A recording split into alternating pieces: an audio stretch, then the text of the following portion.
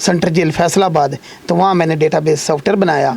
7 करोड़ रुपए के बजट से कैदियों को, पाकिस्तानी कैदी बच्चों को सुधारने के लिए प्रोग्राम शुरू किया गया। तो मैंने 52 के करीब जो सॉफ्टवेयर थे, जैसे मेरा एक पीरियड होता था फोटोशॉप का, तो दूसरा प्रीमियर का, तीसरा आफ्टर इफेक्ट का, चौथा न्योक का, पांचवा फ्यूजन का, छठा पोजर का, सातवां माया का, आठवां 3D मैक्स का, इसी तरह ये हो जाने तो फिर ऐसे चलते रहने। तो मैंने मेहनत करता रहा। अब देखिए कि मैं गांव का बच्चा था। अस्सलामुअलैकुम नाजरीन, मैं हूं आपकी मेज़बान मलाइका अली हुसैन और आप देख रहे हैं टीवी टुडे। नाजरीन, आज मैं आपकी मुलाकात करवाने जा रही हूं एक ऐसे शख्स से जिन्होंने अपनी ज़िंदगी के 25 साल उम्र कैद होने की हैसियत से जेल में गुजारे और रिहाई मिलते ही अपने हुनर से लोगों के ऐसे दिल जीते कि देखने वाले लोग हैरान रह गए। तो आइए इस हवाले से मज़ीद गुफ्तगू कर लेते हैं इन्हीं से ही। अस्सलाम वालेकुम सर। वालेकुम सलाम। कैसे हैं आप? अल्हम्दुलिल्लाह ठीक हूँ। अच्छा सर जी, सबसे पहले तो ये बताइएगा कि उम्र कैद किस वजह से हुई थी? 302 मर्डर। वो एक जागीरदार था, जालिम था, हमारे गांव के 2 बंदे उसने मारे थे। उसके बाद जेल काट के आया तो लोगों को तंग करता था। अच्छा। और आपको पता है कि पाकिस्तान का ये रूल है कि कोई बंदा मार के बाहर आ जाए तो लोग उससे डरते हैं। ठीक है। तो वो लोगों को जलील और रसवा करना, गांव की औरतों को घरों से खींच लेना, तो मैंने उसे फायर मार दिया। ठीक है। तो आपने जो है वो पहले ही उसे फायर मार के अपना ये सारा जिम्मेदार ले ली? हाँ, मैंने उसके गार्डों के दरमियान उसे फायर मारा था। मुझे ये था कि ये इसके गार्ड मुझे मार देंगे। अभी मैंने मैट्रिक के पेपर ही दिए थे, रिजल्ट आने वाला अच्छा, था। आप मैट्रिक के स्टूडेंट थे तब? जी हाँ, 16 साल तकरीबन एज थी मेरी। अच्छा। तो उसके जुल्मों से तुम देख के बस गांव वाले सारे जलील हो रहे थे। मैंने उसे उसके गार्डों के दरमियान फायर मार दिया। तो मैंने सोचा गार्ड मुझे मार देंगे।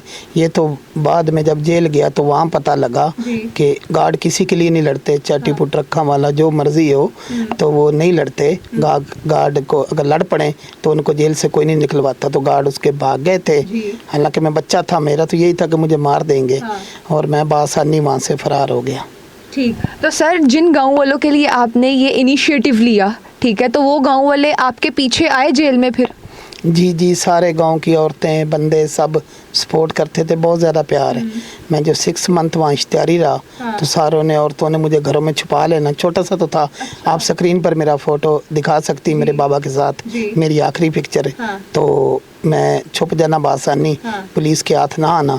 6 मंथ बाद फिर मेरे बाबा ने कहा पेश हो जाओ, पुलिस वाले तंग कर रहे हैं, तो कहीं तुम्हें कोई पुलिस मुकाबला, कोई 100 मसला मसाइल हो जाए। तो उन्होंने मुझे पेश कर दिया, फिर मैं जेल चला गया। तो जेल की जिंदगी के हवाले से बताएं कि 25 साल कम अरसा नहीं है, तो आपने वो कैसे गुजारे वहाँ पर? यहाँ सबसे पहले तो वजाहत कर दूं कि ये हमारे मुल्क का अलमिया है कि ये जो चीफ जस्टिस पहले वो खोसा रहा है, वो भी कहता था जी 25 साल दिन रात गिनी जाती, कभी भी दिन रात नहीं गिनी गई। ये बार बिल्कुल झूठ फैला हुआ है। पूरी की पूरी काटनी पड़ती, बस कुछ क्वार्टर पड़ते हैं जिसे हम अपनी ज़ुबान में वाले लैंग्वेज जेल की, यानी कि किसी का 26 दिन का माह होता है, किसी का 22 दिन का मंथ होता है। मेरा 22 दिन का मंथ था। 22 साल मुझे कैद काटना पड़ी, 12.5 साल अंदर और 8.5 साल चीफ सेक्रेटरी पंजाब के पैरोल पर। तो स्किल्स वाली साइट पे कैसे आए? पूरे पाकिस्तान में बच्चों की 2 जेलें, कैदी बच्चों की ब्रिस्टल जेल बहावलपुर और ब्रिस्टल जेल फैसलाबाद, जो कैदी बच्चों की जेलें हैं। वहाँ कैदी बच्चों को स्किल सिखाई जाती हैं। तो मुश्किलात जो स्टार्ट में आई थी अपनी जगह बनाने के लिए, जैसे बाहर दुनिया अंदर भी ऐसी है कि अगर बिल्कुल कोई चुप साध बच्चा जो अपना डिफेंस ही नहीं कर सकता तो उसे तो ऐसे ही है, चाहे बंदा हो या बच्चा हो, उसे बड़ी ज़िल्लत।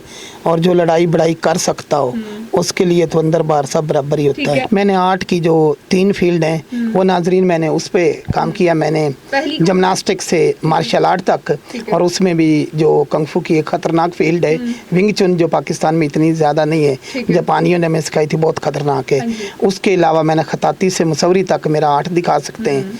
इसके अलावा जो तीसरी चीज़ है वो कंप्यूटर में मैंने कोई 52 के करीब सॉफ्टवेयर सीखे, जिनमें graphics, 3D animation and VFX तक इंडस्ट्री बेस्ड मैंने ग्रिप हासिल की। ठीक है। ये आपने वहाँ जाके सीखे जेल के दौरान या फिर आप में शुरू से ये हुनर था? नहीं, मुझ में शुरू में ऐसा नहीं था। शुरू में तो बस सिंपल जैसे बच्चे शरारती होते हैं, लेकिन जब ब्रस्टल जेल में गए थे ना, तो वहाँ में जो इंस्ट्रक्टर जो है ना वो मुहैया किए गए ना, तो उनकी सैलरी 1 लाख रुपए से ऊपर थी। नाजरीन, उनकी सैलरी 1 लाख रुपए से ऊपर थी। तकरीबन 2003 की मैं बात कर रहा हूँ। उस वक्त 7 करोड़ रुपए के बजट से कैदियों को, पाकिस्तानी कैदी बच्चों को सुधारने के लिए प्रोग्राम शुरू किया गया। खुशकिस्मती से यही कहते थे कि किंग तुमने ना, लगता है कि वो 7 करोड़ तुम्हारे पारी जापान का लग गया है। तो मैंने 52 के करीब जो सॉफ्टवेयर थे, जैसे मेरा एक पीरियड होता था फोटोशॉप का, तो दूसरा प्रीमियर का, तीसरा आफ्टर इफेक्ट का, चौथा न्योक का, 5वां फ्यूजन का, 6ठा पोजर का, 7वां माया का, 8वां 3D मैक्स का, इसी तरह ये हो जाने तो फिर ऐसे चलते रहने। तो मैंने मेहनत करता रहा। अब देखिए कि मैं गांव का बच्चा था, लेकिन मैंने गिव अप नहीं किया। मुझे पता था ये कीमती लोग बाद में नहीं मिलेंगे, ये ज़माने से 50 साल आगे की स्किल सिखाते हैं। तो मैंने नाजरीन वहाँ मेहनत की। 2 घंटे मैंने हार्ड गेम करनी। हमें बेहतरीन मास्टर 10 डाउन मास्टर खलील ताई, उसके बाद 4 डान इश्तियाक साहब, ये मुहैया किए गए। एक जापानी सटर था, वो हमें विंग चुन कराता था। तो उसके बाद जो 2 घंटे वो मैंने देने खताती और मुसवरी को, तो उसमें भी ज़बरदस्त महारत हासिल की। बचपन में मैं थोड़ा सा जेलसी था कि मेरे से ना कोई आगे ना बढ़ जाए। तो यही चीज़ मुझे ना कि मैं आगे नंबर 1 पे रहूं, नंबर 2 पे नहीं रहना मुझे पसंद था। तो मैंने मेहनत की और उसी स्किल की बिना पर जब मेरी उड़ गई अपील, क्योंकि मेरे मुदई का जो वकील था वो 1.5 से 2 लाख रुपए वाला था, मेरा 15 साल वाला था, मेरा बाबा फौत हो गया था। तो मैंने अंदर ये स्किल सीखी और उसके बाद मैं जब बड़ी जेल आया हुआ सेंट्रल जेल फैसलाबाद, तो वहाँ मैंने डेटाबेस सॉफ्टवेयर बनाया। जब वो बनाया तो मुझे नहीं था कि ये मुझे कुछ दूसरा इतनी पजीराई मिलेगी या इतना। मैं पंजाब की 29 जेल में मतलब मैं मशहूर हो गया किंग कैदी के इसने ना एक अंदर सॉफ्टवेयर बनाया है। और मैं बताता चलूँ कि मैं कोई प्रोग्रामर नहीं था। मैंने अंदर रिवर्स इंजीनियरिंग और ये जो तोड़ फोड़, क्योंकि जो अंदर जो हैकर होते हैं ना वो भी बिल्कुल वाजे अपनी स्किल सिखाते हैं, ठीक है। तो मैंने इसका पॉजिटिव यूज़ किया, रिवर्स इंजीनियरिंग, ठीक है। उसके बाद यानी कि ये rainbow table fisher air crack, इन चीज़ों पर मैंने ग्रिप हासिल की। रिवर्स इंजीनियरिंग मीन आप कोई चीज़ खाने की नाजरीन बनाते हो ना, तो हम तो खाते हैं, जायका देखते हैं, हमें ये नहीं पता कैसे बना होता है। तो आसान ज़बान में समझाऊं कि मैंने जो माइक्रोसॉफ्ट ऑफिस है इसमें एक सॉफ्टवेयर एक्सेस है, तो उसका जो है ना मैंने जो कोड है वो हासिल करके मैंने डेटाबेस सॉफ्टवेयर बनाया। जब वो बनाया तो एक बार तो धूम पड़ गई कि कैदी बच्चा ऐसे कितना ज़हीन हो सकता है। तो वहाँ से ही ये होम सेक्रेटरी पंजाब आए, स्क्रीन पे दिखा देना, मेजर आजम सुलेमान साहब आए, IG पंजाब फ़ारूक नज़ीर साहब आए और इन्होंने आके कहा कि ये अंदर ज़ाया करने वाला नहीं है, इसका कोई हल है।